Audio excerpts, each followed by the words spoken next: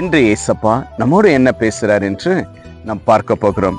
1 நாளாகமும் 16-13 அவர் செய்த அதிசயங்களையும் அவருடைய அற்புதங்களையும் நினைவு கூறுங்கள். பிரியமான தேவச்சனமே, நம்முடைய வாழ்க்கையில கர்த்தர் செய்த நன்மைகளை அற்புதங்களையும் நம் நினைவு கூற வேண்டும்.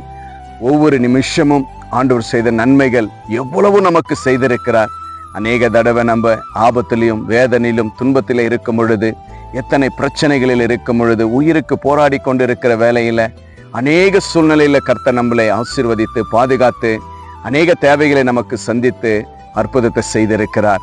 அதை விட்டு நம்ம என்ன செய்கிறோம் என்றால், எனக்கு ஆண்டவர் இன்னும் நான் கேட்டதை கொடுக்கவில்லையே, ஐயோ நான் எதிர்பார்த்தது என் தேவன் எனக்கு கொடுக்கல, நான் ஏன் சபைக்கு போகணும், நான் ஏன் பைபிள் வாசிக்கணும், நான் ஏன் ஜெபிக்கணும் என்று அநேக குற்றங்களையும் முறுமுறுப்புகளையும் கர்த்தருடைய சமூகத்தில் நம்ம வைக்கிறோம். அன்பான தேவ பிள்ளைகளை, முதலாவது நம்ம செய்ததற்கு முதலாக நம்ம ஆண்டவருக்கு நன்றி சொல்லி இருக்கிறோமா? அதை நம்ம நினைவில் வைக்க வேண்டும். கர்த்தருக்கு நம்ம எப்பொழுதும் நம்ம நன்றி சொல்லக்கூடிய ஒரு பிள்ளைகளாய் காணப்பட வேண்டும். தாவீது இப்படியாய் சொல்லப்பட்ட, கர்த்தரை நான் எக்காலத்திலும் ஸ்தோத்தரிப்பேன், அவர் துதி எப்பொழுதும் என் வாயில இருக்கும் என்று சொல்றாருங்க. எப்பொழுதும் கர்த்தருடைய துதி நம்முடைய வாயில இருக்கணும்.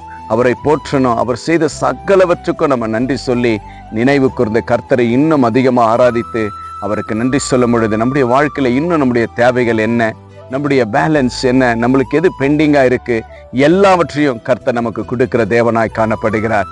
இன்றைய முடிவு பண்ணுங்க, முறுமுறுக்காதீங்க. இஸ்ரவேல் ஜனங்க அப்படிதான் முறுமுறுத்தாங்க.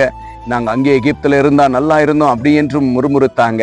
ஆனாலும் கர்த்தர் அவர்களை ஆசீர்வதித்தார், மன்னித்தார். மாறாவின் தண்ணீரை மதுரமாய் மாற்றி அநேக ஆசீர்வாதங்களை கர்த்தர் கொடுத்து வழிநடத்தின தேவன் இன்றைக்கு உங்களையும் என்னையும் கர்த்தர் வழி நடத்தி கொண்டிருக்கிறார். இன்னமும் வழி நடத்துவார். விசுவாசிங்க, தேவனுக்கு நன்றி சொல்லுங்க, கர்த்தருடைய பட்சத்துல காத்திருங்க, வேதமாசிங்க, ஜெபிங்க, ஆலயத்துக்கு போங்க, விசுவாசத்தை விட்டு விடாதீங்க. கர்த்தர் நினைச்ச காரியங்களை உங்களுடைய வாழ்க்கையில செய்வார். உங்களுக்கு நன்மையான ஈவுகளை கர்த்தர் கட்டளையிடுவேன், உன்னை நான் ஆசீர்வதிப்பேன் என்று கர்த்தர் வாக்கு கொடுக்கிற நல்ல தேவனாயிருக்கிறார். அவர் செய்த நன்மைகளையும் அற்புதங்களை நினைத்து அவருக்கு நன்றி சொல்லுங்க. கர்த்தர் பெரிய காரியத்தை செய்வார். விசுவாசி